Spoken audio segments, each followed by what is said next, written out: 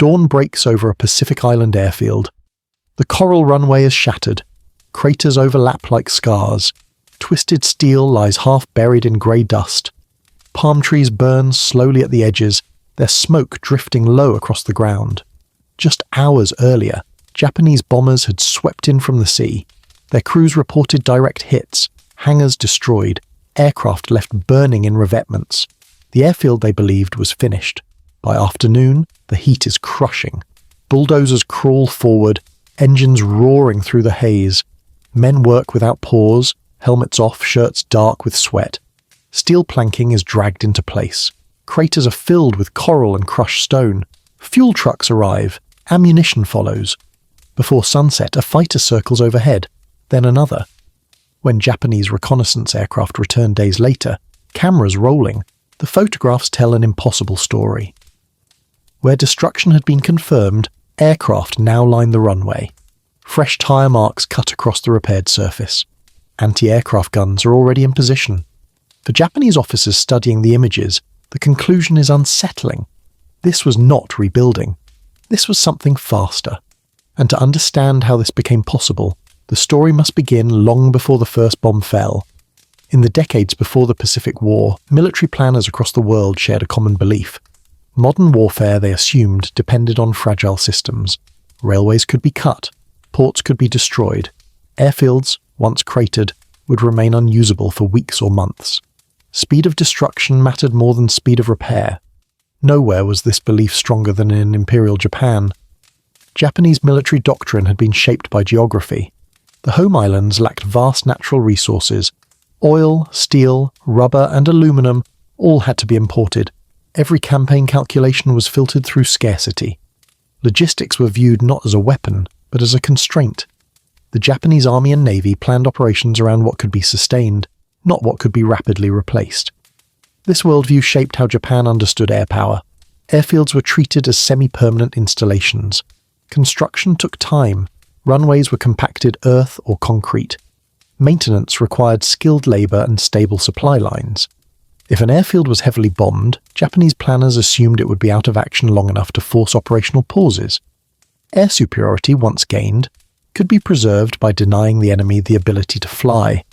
This assumption appeared sound in 1941. Across Asia and the Pacific, Japan's opening offensives moved with speed and precision. Allied airfields in the Philippines, Malaya, and the Dutch East Indies were struck early. Aircraft were destroyed on the ground. Runways were cratered. Command and control collapsed. In the first months of the war, Japanese air superiority seemed nearly absolute. But these victories rested on a fragile premise. Japan's early successes occurred against opponents who were unprepared, under-resourced, and still mobilizing. The United States, in particular, had not yet transformed its industrial capacity into military power. In December 1941, American logistics remained decentralized. Engineering units were limited in number. Construction equipment was scarce in forward areas. That reality would not last. The United States entered the war with a fundamentally different relationship to industry. Its economy was not optimized for conservation, but for scale. When mobilization began, production was not merely expanded, it was reimagined. Factories were standardized. Supply chains were rationalized. Transportation networks were synchronized across oceans. Yet in early 1942, even American planners did not fully grasp how decisive logistics would become in the Pacific. The theater itself imposed brutal constraints. Islands were small. Terrain was unforgiving. Jungle swallowed roads in weeks. Coral tore apart conventional construction equipment. Every gallon of fuel, every steel beam, every bulldozer had to cross thousands of miles of ocean under constant threat from submarines and aircraft. Airfields were the linchpin. Without airfields, fleets were blind. Ground forces were exposed. Supply convoys were vulnerable. Control of an island meant nothing unless aircraft could operate from it. Both sides understood this. What they did not agree on was how fast an airfield could be brought back to life. Japanese planners believed airfield repair was slow by nature. Their own experience reinforced this view. Japanese engineering units were highly skilled but lightly mechanized. Construction relied heavily on manual labor. Heavy equipment was limited, fuel-intensive, and difficult to transport. Repairs after bombing often took weeks, especially under combat conditions. These limitations became assumptions projected onto the enemy. American capabilities were underestimated not out of arrogance, but out of structural misunderstanding. Japanese intelligence assessed US industry in terms of output, not adaptability. They counted aircraft, ships, and tanks, but not bulldozers, graders, and steel matting. They did not yet understand that American logistics doctrine treated repair as a continuous combat function. This gap in perception widened as the war expanded. In mid-1942, as the Pacific War turned toward attrition, Japan faced a strategic dilemma. Its early gains had stretched supply lines thin. Replacing losses became harder. Meanwhile, the United States began arriving not just with combat units, but with something unfamiliar: specialized construction forces trained to work under fire. At first, these developments went largely unnoticed. Japanese aircrews continued to report airfields destroyed. Reconnaissance photographs showed damage. Bombing assessments were marked successful. Yet operational results began to diverge from expectations. Enemy aircraft returned sooner than predicted, sometimes within days, sometimes within hours. These anomalies were dismissed as isolated incidents, but they were the first signs that the underlying assumptions of Pacific air warfare were about to collapse. And as American forces pushed deeper into the island chains, the gap between destruction and recovery would become impossible to ignore. That realization would force Japanese commanders to confront a new reality, one in which denying an airfield no longer meant denying the sky. By the summer of 1942, the United States was no longer improvising its war effort. Mobilization had accelerated into a system. What emerged was not merely industrial production, but an operational philosophy built around speed, redundancy, and repair. Nowhere was this more visible than in the creation of specialized engineering forces. The US Navy's construction battalions, soon known simply as the Seabees, were formed in early 1942. Unlike traditional engineers, they were trained as both builders and combatants. Recruited largely from civilian trades, these men arrived with experience in heavy construction, mining, road building, and industrial fabrication. They carried rifles alongside blueprints. They were expected to work while under fire. Parallel to the Seabees, the US Army expanded its own engineer units, equipping them with unprecedented quantities of mechanized equipment. Bulldozers, graders, rollers, and cranes became as critical as artillery. The objective was clear. Terrain was not an obstacle. It was a problem to be solved rapidly. Airfield construction became the central test of this doctrine. Traditional airfields required long preparation. Grading, drainage, compacting, and surfacing could take months. In the Pacific, that timeline was unacceptable. American planners demanded airstrips that could be built, repaired, or replaced in days. The solution lay in standardization. Runway designs were simplified. Materials were pre-cut and pre-packaged. Pierced steel planking, PSP, allowed surfaces to be laid directly over compacted coral or soil. Damaged sections could be lifted and replaced without halting operations across the entire field. Fuel storage, maintenance areas, and control facilities were modular, capable of being dispersed and reassembled quickly. This approach fundamentally changed what destruction meant. A bomb crater was no longer a campaign-ending event. It was a task list. American doctrine assumed airfields would be bombed repeatedly. Repairs were planned in advance. Equipment was positioned forward. Spare materials were stockpiled within reach of runways. Engineers rehearsed repair procedures before combat even began. Speed became a weapon. At Guadalcanal, this philosophy faced its first true trial. Henderson Field, carved out of jungle and coral, became the focal point of the campaign. Japanese aircraft bombed it relentlessly. Shells from naval guns tore into the runway. Yet every night, repair crews moved in. Craters were filled. Surfaces were leveled. By morning, aircraft were flying again. To American pilots, this was survival. To Japanese planners, it was baffling. Intelligence reports noted the persistence of enemy air operations despite confirmed damage. Bombing effectiveness was questioned. Pilots were ordered to restrike the same targets. But the pattern repeated. Destruction was followed by rapid recovery. As the war progressed, this capability scaled dramatically. In New Guinea, American engineers constructed airfields in swampy terrain once thought impassable. In the central Pacific, coral atolls were reshaped into operational airbases within weeks of landing.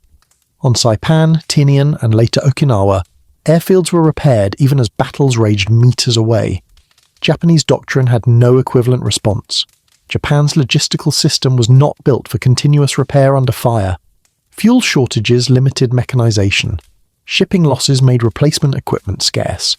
Construction units were often diverted to defensive fortifications rather than infrastructure repair. As American bombing intensified, Japanese airfields became increasingly vulnerable and increasingly irreplaceable. The asymmetry deepened. American airfields multiplied. They overlapped. If one was damaged, aircraft shifted temporarily to another. This redundancy denied Japan the ability to paralyze operations through single strikes. Every advance created not just a base, but a network. By late 1943, Japanese officers began to recognize the implications. Reports from the field noted that enemy airfields were operational with unnatural speed. Bomb damage assessments were increasingly unreliable. Commanders could no longer predict when, or if, American air power would be neutralized. The battlefield had changed beneath them. Air superiority was no longer decided solely by pilots and aircraft. It was being shaped by engineers working in the dust and heat, by supply officers coordinating across oceans, and by a doctrine that treated recovery as inevitable. This shift set the stage for a deeper transformation, one that would unfold not just in strategy, but in the lived experience of those who built, defended, and attacked these airfields. It is within these human, technical, and psychological dimensions that the true story of American logistical speed begins to emerge. The story of American airfield recovery in the Pacific cannot be told from a single vantage point. It unfolded across multiple layers at once: human endurance, mechanical innovation, operational planning, and the grinding reality of combat. Each angle reveals a different dimension of why Japanese officers struggled to comprehend what they were witnessing. The first angle is human. The men who rebuilt bombed airfields were not rear area specialists. They worked within range of artillery. They repaired runways while aircraft were still landing. Many had arrived from civilian life only months earlier: construction foremen, steel workers, heavy equipment operators. In the Pacific heat, they labored for 18 hours at a time, often without shelter, knowing the airfield had to be ready by dawn. Fatigue was constant. Sleep came in fragments. Yet the rhythm of repair became routine. Craters were marked, teams were assigned, equipment moved in sequence. What appeared chaotic from the air was, on the ground, a practiced choreography. This human resilience fed directly into the second angle: technology. American engineering units arrived with machines designed for speed and abuse. Bulldozers pushed coral like snow. Graders leveled surfaces with mechanical precision. Rollers compacted crushed stone into load-bearing runways in hours, not weeks. When machinery broke, spare parts were already on hand. When surfaces failed, they were replaced section by section. Pierced steel planking was central to this process. These steel panels, perforated and interlocking, could be laid rapidly by hand or machine. A damaged runway no longer required full resurfacing. Only the affected sections were lifted, replaced, and secured. Aircraft could land on partially repaired strips while work continued elsewhere. To Japanese observers, this defied conventional engineering logic. The third angle is operational. American commanders treated airfields as living systems rather than static assets. Runways were dispersed. Aircraft were parked in revetments carved into hillsides or ringed with earthworks. Fuel dumps were separated. Ammunition was cached in multiple locations. Damage, when it came, was absorbed rather than concentrated. This dispersion reduced the effectiveness of bombing. Even successful strikes rarely achieved decisive results. An airfield did not need to be perfect. It only needed to function. Operational planning accounted for this. Repair units were assigned to specific fields in advance. Materials were preloaded onto transports. When landings occurred, engineers were often among the first ashore. Their mission was not to wait for the fighting to end, but to begin shaping the battlefield immediately. The fourth angle emerges from the sky. American pilots learned to trust the ground crews implicitly. They landed on runways still warm from explosions. They took off from surfaces patched hours earlier. This trust created a feedback loop. Pilots pushed operations harder, Knowing damaged fields would not ground them for long, sortie rates increased, pressure mounted. For Japanese airmen, the effect was disorienting. They flew repeated missions against the same targets, only to face fresh opposition each time. The psychological strain was immense. Bombing a runway should have produced visible, lasting results. Instead, success evaporated overnight. The final angle in this first section is one of perception. Japanese intelligence relied heavily on aerial reconnaissance and pilot reports. These tools had worked well earlier in the war, but against rapid repair they became unreliable. Photographs, captured moments, not processes.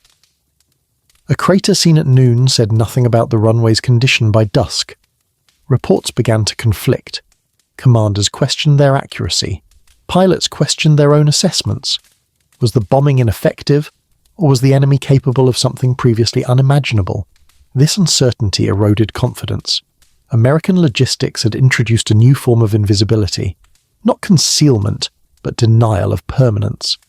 Damage no longer stayed damaged. Every assumption about time, recovery, and vulnerability had to be revised.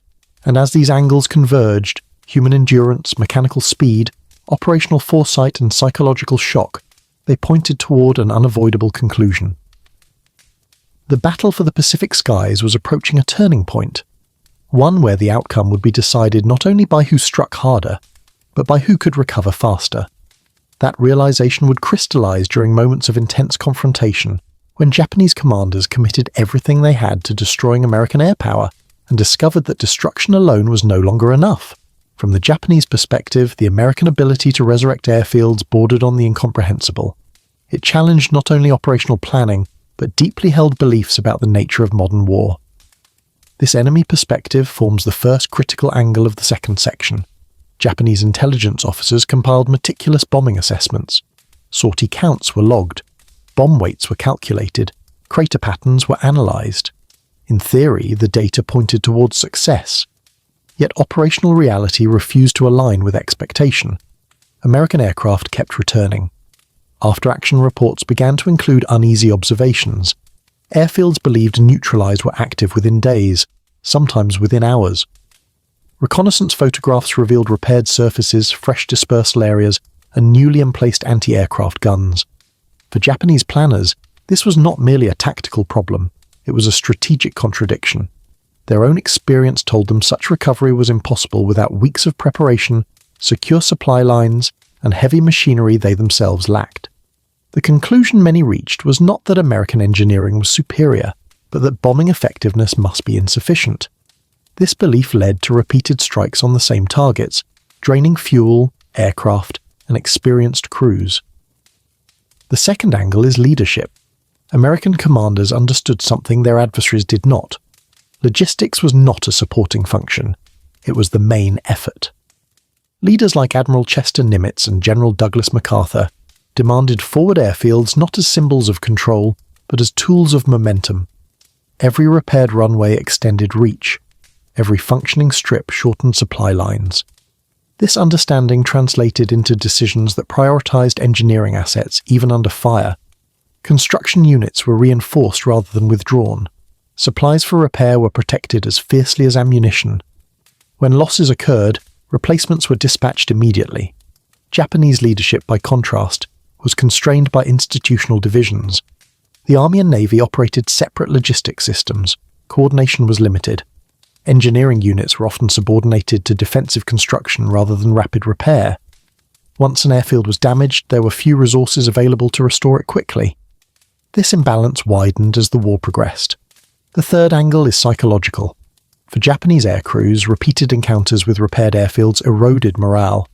Missions that should have achieved decisive effects instead produced fleeting results. The sense of futility grew. Pilots reported attacking the same targets endlessly. Confidence in command assessments declined. On the ground, Japanese garrisons watched American airfields expand rather than contract. Bombing raids that were supposed to relieve pressure instead brought retaliation.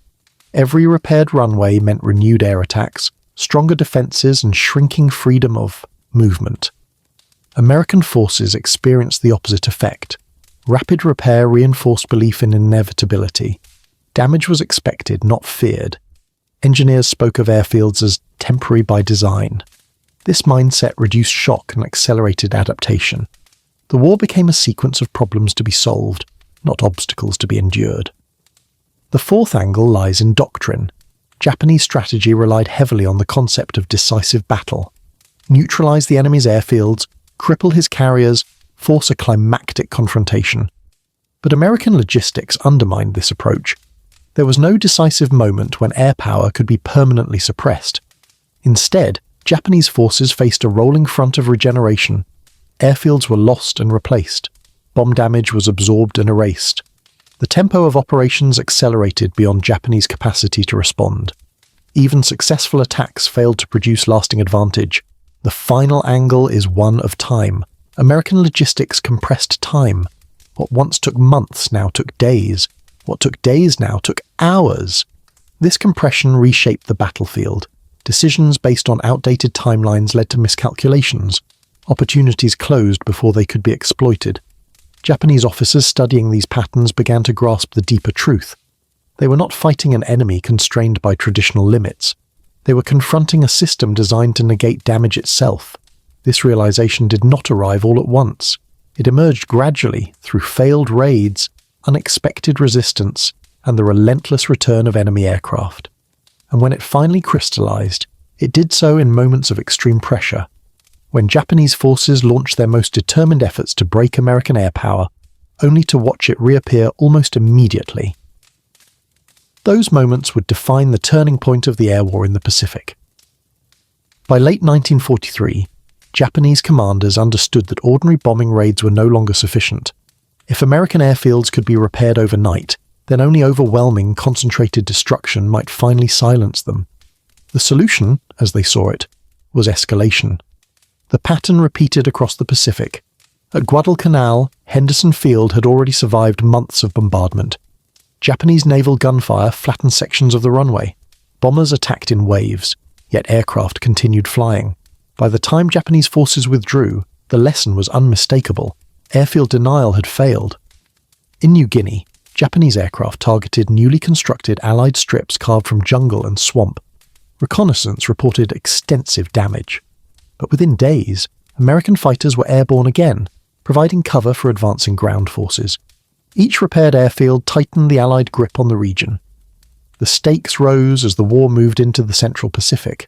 On Tarawa, engineers began repairing airstrips while fighting still raged. Coral dust filled the air. Shellfire landed nearby. Yet runways were cleared and leveled almost as soon as the island was secured. Within hours, aircraft were landing to evacuate wounded and bring in supplies. For Japanese intelligence, this was deeply troubling. In mid-1944, the Marianas Campaign marked a decisive escalation. Saipan and Tinian were not just islands, they were gateways. Airfields there would place Japan itself within range of heavy bombers. Japanese commanders understood this clearly.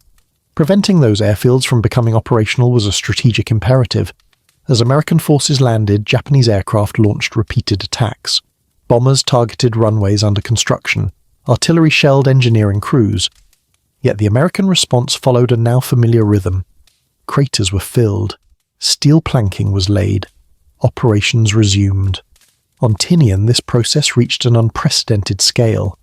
American engineers worked around the clock. Bulldozers reshaped entire landscapes. Within weeks, multiple long runways were operational. These were not makeshift strips. They were capable of supporting B-29 superfortresses. To Japanese planners, the speed was staggering. Bombing assessments grew increasingly desperate. Japanese aircrews reported direct hits on airfields that were still incomplete. Yet follow-up reconnaissance showed expansion rather than regression. New taxiways appeared, dispersal areas multiplied, defensive positions strengthened. The climax approached as Japanese leadership committed its remaining air strength to stopping this advance. During the Battle of the Philippine Sea, Japanese carrier air groups suffered catastrophic losses. With air power depleted, attention turned again to land-based strikes. Airfields in the Philippines became priority targets. If they could be neutralized, perhaps momentum could still be checked. At Leyte, Japanese aircraft launched determined raids against newly captured strips. Kamikaze attacks followed. Damage was inflicted. Aircraft were destroyed on the ground. Yet repair crews moved in almost immediately. By now, American airfield recovery operated like an assembly line. Damage reports triggered predefined responses. Equipment rolled forward without orders needing to be issued. Replacement materials were already en route. Engineers worked knowing exactly how much time they had before the next sortie cycle. Japanese observers struggled to keep pace.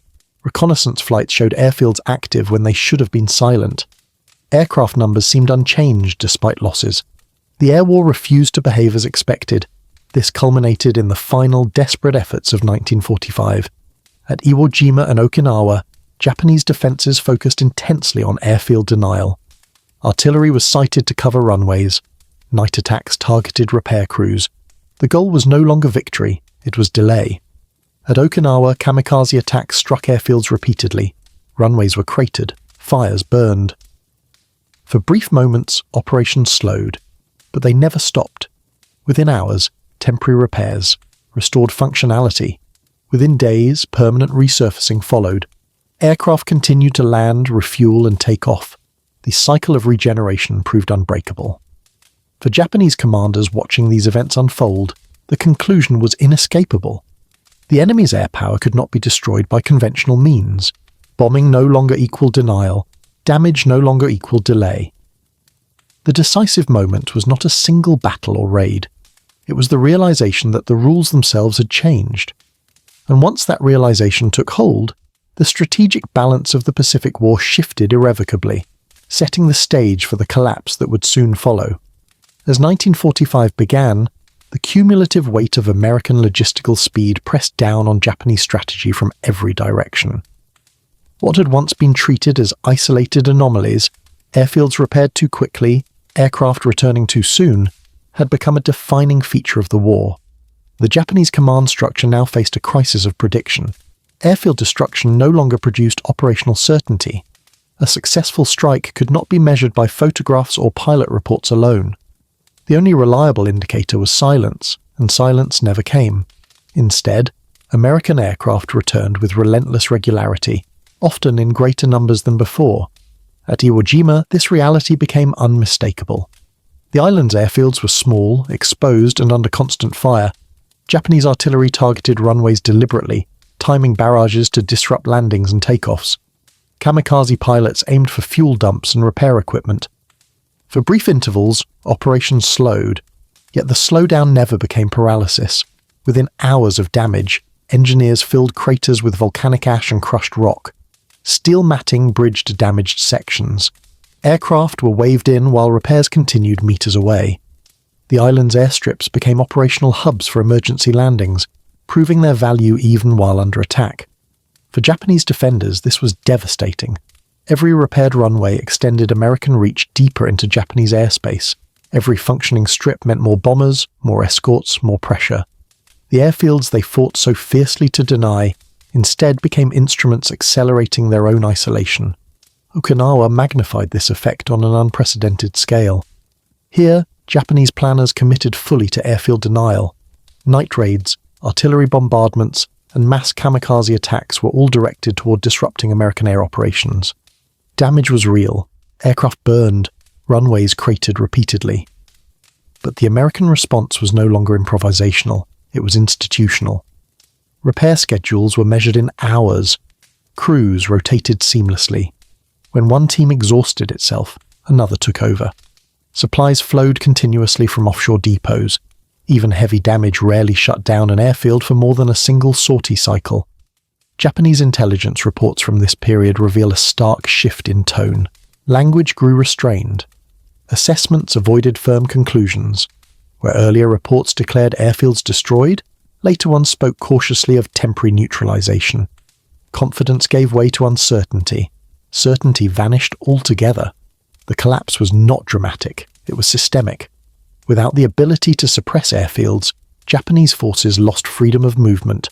Convoys were exposed, troop concentrations were vulnerable, defensive positions were mapped, bombed, and isolated. The sky became an instrument of inevitability. American commanders exploited this fully. Airfields were no longer just tactical assets, they were strategic levers. Each repaired runway shortened flight times. Each new strip expanded loiter capacity. Aircraft could remain over targets longer. strike more precisely and return safely. This shift culminated in the sustained bombing campaign against Japan itself. The airfields of the Marianas, once desperately contested, now launched B-29s on regular missions. Damage to these fields was attempted, but it no longer mattered. Repair capacity exceeded destruction capacity. The imbalance was complete. For Japanese officers reflecting on the war's trajectory, the realization was painful. They had not been defeated solely by aircraft or pilots, but by a system that refused to remain broken. Every assumption about how long damage would last, how quickly recovery could occur, and how infrastructure-constrained operations had proven wrong. The climax of this story is not marked by a single explosion or surrender ceremony. It is marked by something quieter. It is the moment when Japanese commanders accepted that no matter how accurately they struck, no matter how bravely they flew, the enemy's air power would return. Always faster than expected, always stronger than before. From that point forward, the outcome was no longer in doubt. What remained was to understand the cost of this realization, on the battlefield, in the air, and in the decisions that followed. Those consequences would unfold in the war's final phase, shaping not only its conclusion, but the future of military doctrine itself. When the fighting finally moved beyond the shattered runways and scorched coral, the consequences of American logistical speed became impossible to separate from the war's outcome. Airfields that had once been treated as vulnerable pressure points had instead become anchors of sustained power. The material results were stark. Japanese efforts to neutralize American airfields consumed enormous resources. Aircraft were lost in repeated raids that produced diminishing returns. Experienced pilots, already scarce, were expended in missions that failed to alter operational realities. Fuel stocks dwindled as strikes were launched again and again against targets that refused to stay silent. Casualty reports reflected this imbalance. Japanese air losses mounted steadily, while American sortie rates increased. The inability to suppress airfields meant that Japanese forces were constantly exposed to air attack. Supply convoys were intercepted, reinforcements were delayed or destroyed. Ground units found themselves fighting under continuous aerial observation. American forces, by contrast, absorbed damage without losing momentum. Airfield repair limited aircraft losses by reducing time spent grounded. Rapid runway restoration allowed wounded aircraft to return safely. Emergency landings became survivable. The cumulative effect was a steady preservation of combat power. Japanese reports from late 1944 and 1945 reveal a shift in language and tone. Earlier assessments spoke confidently of destruction. Later ones adopted caution. Terms like neutralized replaced destroyed. Even these claims were often hedged with uncertainty. Commanders acknowledged that damage was temporary unless continuously reinforced. One report noted that enemy airfields resume activity with alarming rapidity despite confirmed hits. Another warned that runway destruction alone no longer guarantees operational interruption. These were not tactical observations, they were admissions of doctrinal failure. Psychologically, the impact was severe. For Japanese pilots, repeated exposure to rapidly repaired airfields undermined belief in mission effectiveness. Morale suffered as successes failed to translate into results. For ground forces, the constant presence of enemy aircraft reinforced a sense of inevitability. There was no respite, no pause in pressure. American personnel experienced the opposite effect. Engineers took pride in speed and reliability. Pilots trusted their bases. Commanders planned operations assuming airfield availability, not fearing its loss. Damage became routine rather than shocking. This asymmetry extended into planning and decision-making. Japanese commanders increasingly avoided committing resources to airfield denial unless overwhelming force could be applied, and such force was rarely available. Instead, efforts shifted toward defensive attrition, dispersal, and delay. But delay was no longer enough. Every day an American airfield remained operational accelerated the erosion of Japanese strategic options. Air superiority enabled amphibious advances, close air support, and strategic bombing. The Pacific became a connected battle space, stitched together by runways that refused to disappear. In retrospect, the inability to disrupt American airfield operations represented more than a tactical shortcoming. It marked a fundamental mismatch between two approaches to modern war. One side sought decisive destruction, the other ensured continuous recovery. As the war drew toward its conclusion, this mismatch would shape not only battlefield outcomes, but the lessons extracted by those who studied the conflict afterward. Those lessons would ripple far beyond the Pacific, influencing how future militaries thought about infrastructure, resilience, and the true meaning of logistical power. In the months following Japan's surrender, military analysts on both sides began the process of explanation. Battles were dissected, campaigns were mapped, aircraft losses were counted. Yet beneath these familiar metrics, a quieter reassessment was taking place, one focused not on combat, but on continuity. American airfields in the Pacific had not simply survived the war, they had redefined how infrastructure functioned under sustained attack. For US planners, the implications were immediate. The war had demonstrated that logistics, when integrated into operational doctrine, could neutralize traditional forms of attrition. Damage no longer equated to defeat. Recovery was not a phase, it was a constant. This realization reshaped post-war military thinking. Engineering units were expanded rather than reduced. Airfield construction and repair became core components of air power planning. The concept of modular, rapidly repairable infrastructure was institutionalized. Runways were designed to fail gracefully, not catastrophically. The lessons traveled quickly. During the early Cold War, American and Allied forces adopted similar principles for bases in Europe and Asia. Dispersed airfields, hardened surfaces, and pre-positioned repair materials became standard. The expectation of attack was built into design rather than treated as an exception. Japanese post-war assessments reached a parallel conclusion from the opposite direction. Analysts acknowledged that pre-war assumptions about logistics had been flawed. Industrial capacity alone was insufficient without adaptability. The reliance on decisive destruction underestimated the enemy's ability to recover. Airfield denial, once considered a decisive tactic, had proven unreliable against a system built for regeneration. These conclusions extended beyond air power. Modern warfare, it became clear, was not defined solely by firepower or maneuver. It was defined by systems, the ability to sustain operations despite disruption. Logistics emerged not as a support function, but as a strategic determinant. The Pacific War had exposed this truth with brutal clarity. American logistical speed did more than enable victory. It altered the tempo of war itself. Time was compressed. Decision windows narrowed. Opportunities vanished before they could be exploited. An enemy operating on slower assumptions found itself perpetually outpaced. This dynamic continues to echo through modern military doctrine. Today, rapid runway repair remains a cornerstone of air power resilience. Exercises simulate cratered runways and damaged bases. Engineering units train to restore functionality under threat. The lineage of these practices traces directly back to coral runways in the Pacific. Yet the broader lesson is more subtle. Japanese officers were not astonished simply because airfields were rebuilt. They were astonished because something they believed to be a fixed limit had dissolved. The boundary between destruction and recovery had blurred. That boundary is where modern war is now fought. Victory no longer belongs exclusively to the side that strikes hardest. It belongs to the side that adapts fastest, that absorbs damage without losing coherence, that understands resilience as a weapon.